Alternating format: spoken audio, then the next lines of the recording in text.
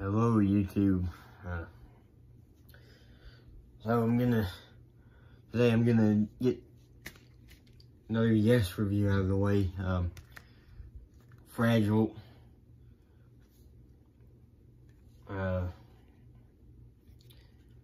Released in 1971. Yeah, this is first album with the classic lineup of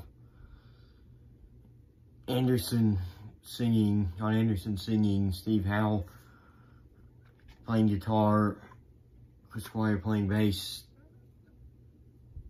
Bill Bruford on drums, and the new edition Rick Wakeman on keyboards. Well, there's two classic lineups. The next out, the 2 albums from now has the other classic lineup with Alan White instead of Bill Bruford, but really Bill Bruford is part of the 2 classic albums like this and Close to the Edge, so pretty much classic lineup.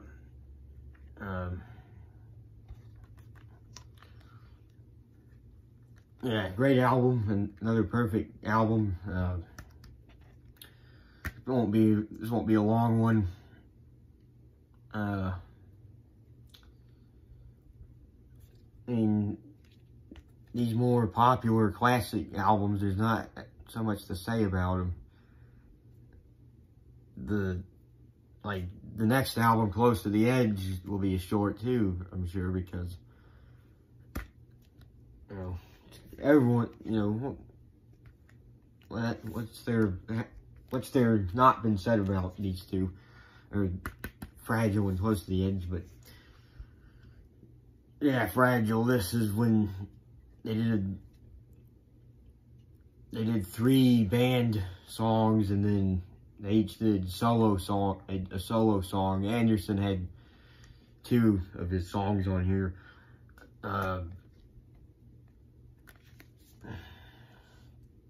So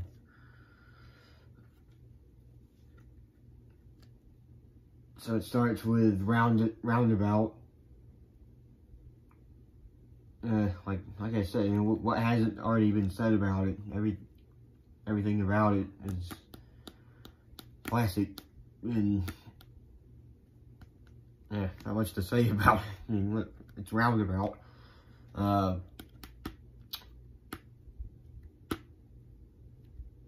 Cans and Brahms.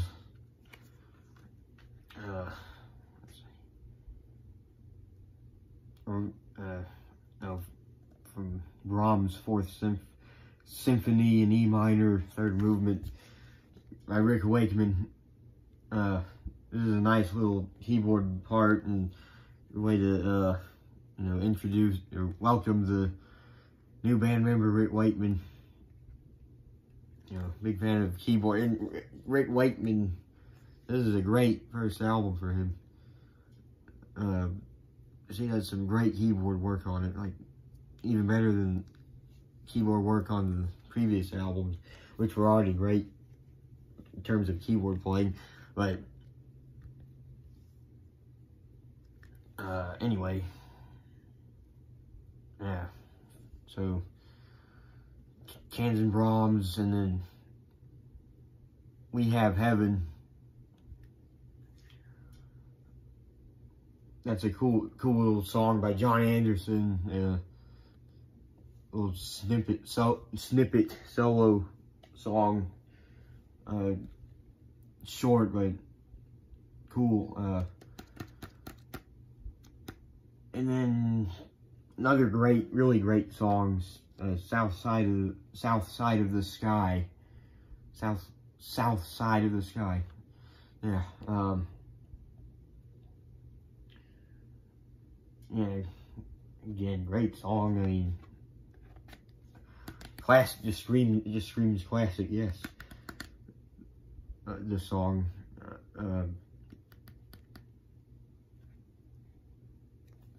it's really hard to pick. My 2 favorite songs are probably on here are this and Heart of the Sunrise. Yeah,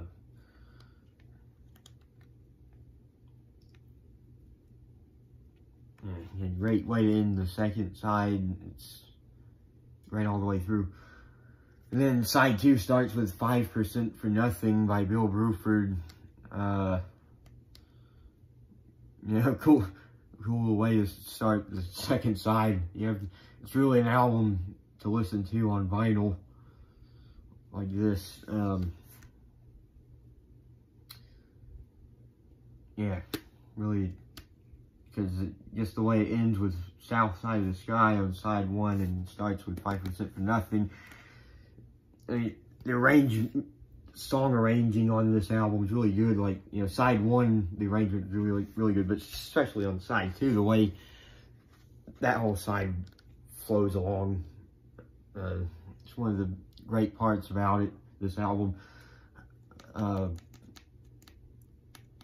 Yeah, the way it goes from 5% to 5% for Nothing into John Anderson's song, not just a snippet song he wrote for the album. Long Distance Runaround, another great song, radio hit, I think. I think they still play it on the radio every now and then. Yeah, very catchy song, very British sounding. And then The Fish by Chris Squire, another one of the really cool parts of the album. The vocal part at the end, pronouncing the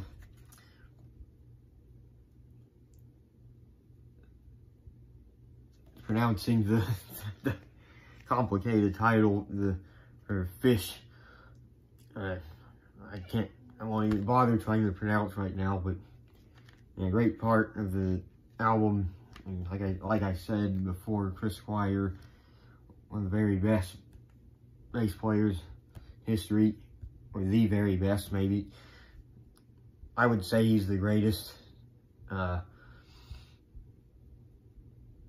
Mood for a Date by Steve Howe. You know, another nice little guitar piece. As far as the instrumentals go, I would have to say the best probably be The Fish. You know, that has singing at the end. But they're all great. I mean, Cans and Brahms, Mood for a Date. It's really hard to pick.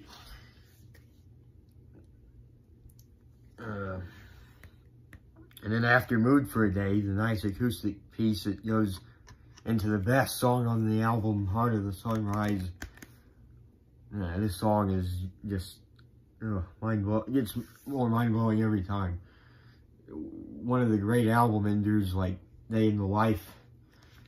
Yeah, it's just, wow. The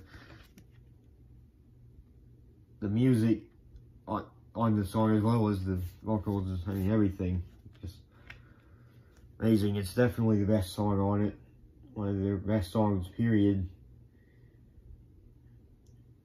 Yeah, written by Anderson, Squire, and Bruford. It's just mind-blowing prog. One of the great prog songs too.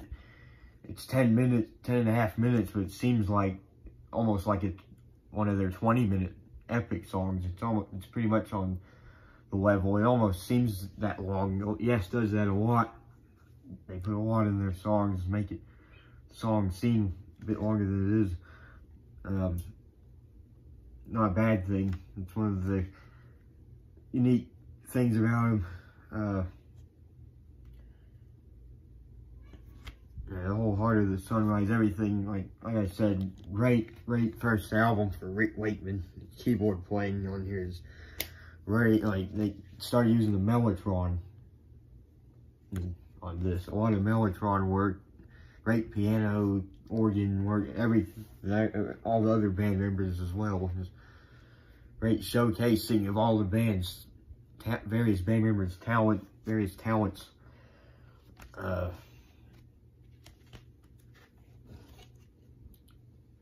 Great Roger Dean artwork. I might like the new version of the cover on the Steve Wilson remix even better. I like a couple of those, the new versions better. I like the Close to the Edge new version better. The water looking design on the cover. So yeah, this album, yeah, perfect all the way through. It's another 10 out of 10 album. I mean, these next few albums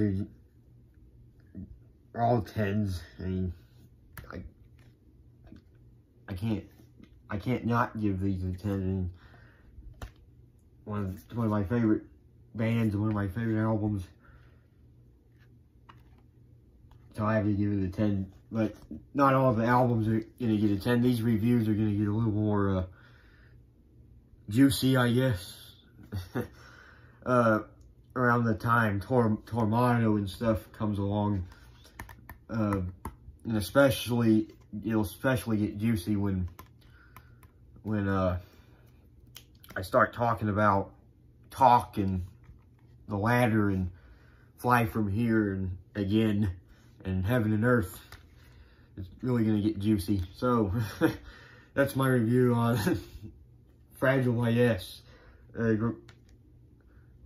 great way to start listening to Yes. It was my first Yes album I ever listened to, and one of the first prog albums I ever listened to. So really, this is one of the albums that got me into prog, as well as Genesis Trespass and Rush Moving Pictures. But as well as the Floyd albums. But yeah, that's my review of, and of course this video went as long as any other video. I thought it would be much shorter, but maybe Close to the Edge will be a little bit shorter. But anyway, that's it. 10 out of 10. Again, this is a great way to start listening to Yes.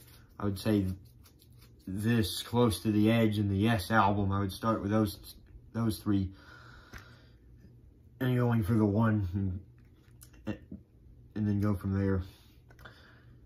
So yeah, that's it. Review of Yes Fragile. I'll see you hopefully pretty soon on Close to the Edge, and then reviews will get juicier and more interesting from Tales from Topographic Oceans onward. That's when it'll get really interesting. My favorite period of Yes is about to come up. So that's it for my review. See you in the next video. Bye. Peace out.